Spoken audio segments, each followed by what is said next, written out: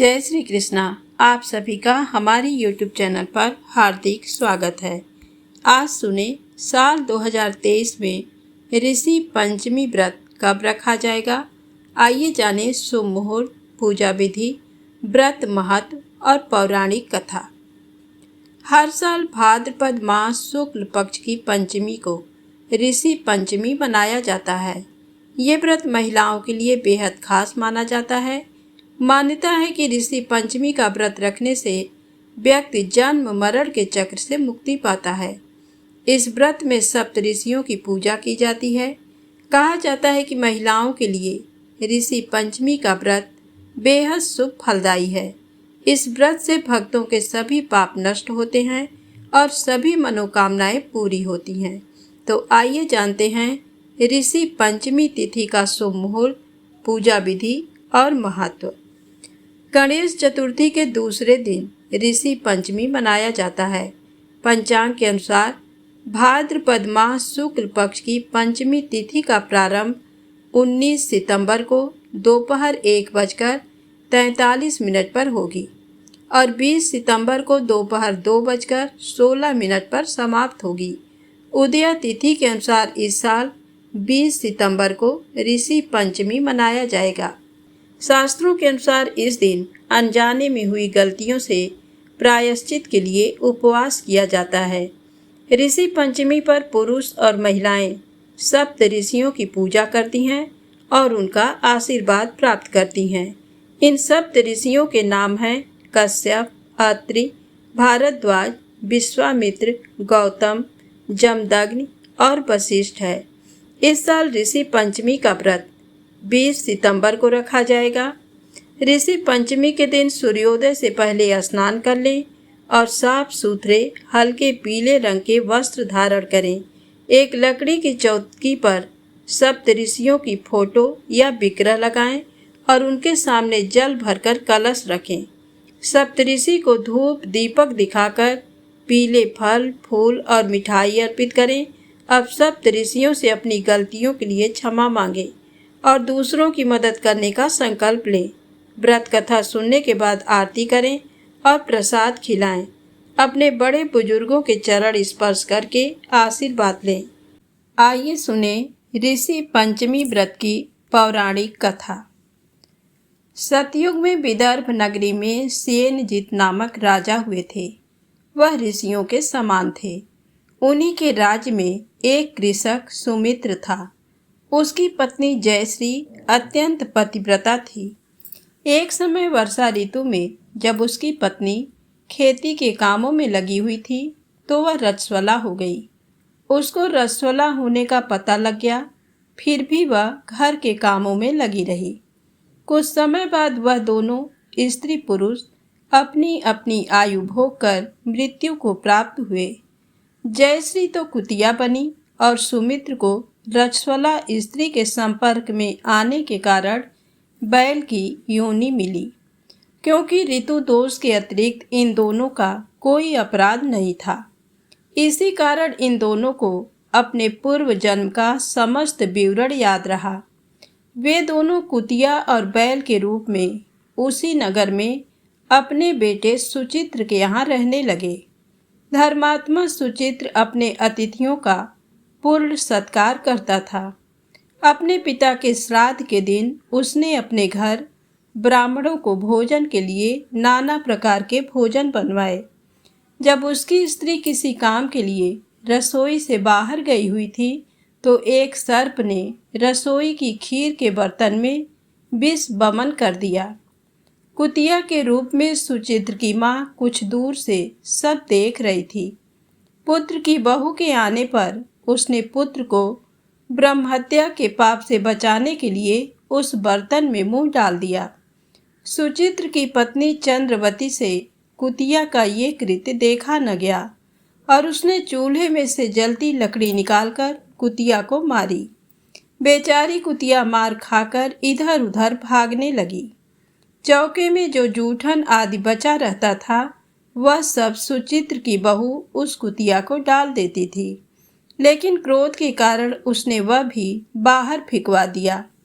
सब खाने का सामान फिकवाकर बर्तन साफ करके दोबारा खाना बनाकर ब्राह्मणों को खिलाया।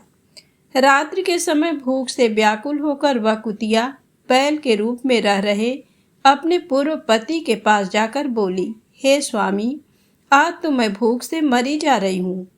वैसे तो मेरा पुत्र मुझे रोज खाने को देता था, लेकिन आज मुझे कुछ नहीं मिला। सांप के विष वाले खीर के बर्तन को अनेक ब्रह्महत्या के भय से छूकर उनके न खाने योग्य कर दिया था। इसी कारण उसकी बहू ने मुझे मारा और खाने को कुछ भी नहीं दिया। तब वह बैल बोला, हे भद्रे, तेरे पापों के कारण तो मैं भी इस योनि में आ पड़ा हूँ और आज बोझा ढोते ढोते मेरी कमर टूट गई है। आज मैं भी खेत में दिन भर हल में जुता रहा। मेरे पुत्र ने आज मुझे भी भोजन नहीं दिया और मुझे मारा भी बहुत। मुझे इस प्रकार कष्ट देकर उसने इस श्राद्ध को निष्फल कर दिया। अपने माता पिता की इन बातों को सुचित्र सुन रहा था। उसने उसी समय दोनों को भर पेट भोजन कराया और फिर उनके दुख से दुखी होकर वन की ओर चला गया। वन में जाकर ऋषियों से पूछा कि मेरे माता पिता किन कर्मों के कारण इन नीची योनियों को प्राप्त हुए हैं और अब किस प्रकार से इनको छुटकारा मिल सकता है। तब सर्वतमा ऋषि बोले, तुम इनकी मुक्ति के लिए पत्नी सहित ऋषि पंचमी का व्रत धारण करो तथा उसका फल अपने माता पिता को दो। भाद्रपद महीने की शुक्ल पंचमी को मुख शुद्ध करके मध्याह्न में नदी के पवित्र जल में स्नान करना और नए रेशमी कपड़े पहनकर अरुंधति सहित सप्त ऋषियों का पूजन करना। इतना सुनकर सुचित्र अपने घर लौट आया और अपनी पत्नी सहित विधि विधान से पूजन व्रत किया। उसके पुण्य से माता पिता दोनों पशु योनियों से छूट गए। इसलिए जो महिला श्रद्धा पूर्वक ऋषि पंचमी का व्रत करती है वह समस्त सांसारिक सुखों को भोगकर वैकुंठ को जाती है। तो प्रेम से बोले शंकर भगवान की जय हो। अब आइए सुने ऋषि पंचमी व्रत की दूसरी पौराणिक कथा। एक समय राजा सीतास धर्म का अर्थ जानने की इच्छा से ब्रह्मा जी के पास गए और उनके चरणों में शीश नवाकर बोले, हे आदिदेव, आप समस्त धर्मों के प्रवर्तक और गूढ़ धर्मों को जानने वाले हैं। आपके श्रीमुख से धर्म चर्चा श्रवण कर मन को आत्मिक शांति मिलती है।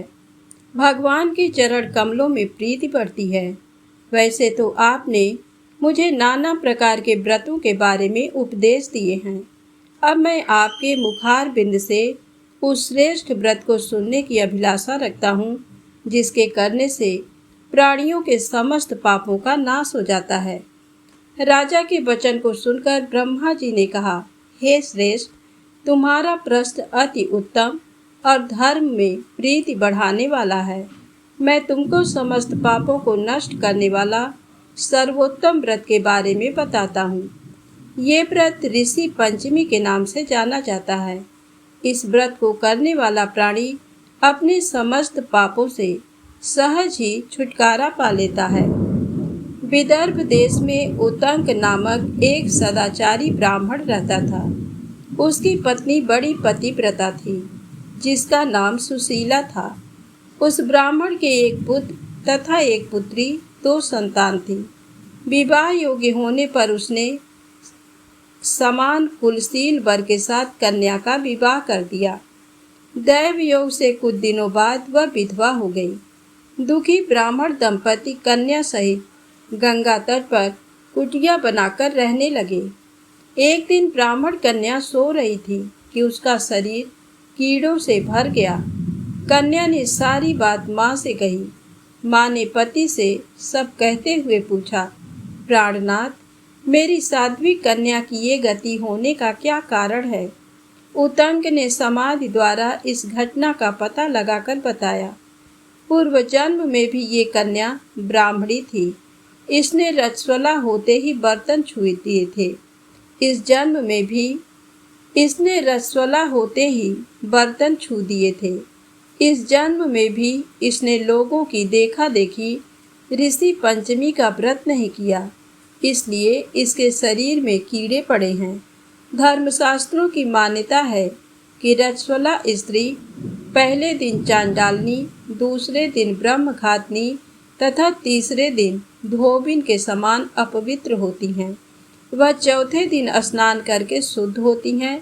यदि ये शुद्ध मन से अब भी ऋषि पंचमी का व्रत करें तो इसके सारे दुख दूर हो जाएंगे और अगले जन्म में अटल सौभाग्य प्राप्त करेगी। पिता की आज्ञा से पुत्री ने विधि पूर्वक ऋषि पंचमी का व्रत एवं पूजन किया। व्रत के प्रभाव से वह सारे दुखों से मुक्त हो गई। अगले जन्म में उसे अटल सौभाग्य सहित अक्षय सुखों का भोग मिला। तो प्रेम से बोले श्री हरि विष्णु भगवान की जय हो, ऋषि महाराज की जय हो।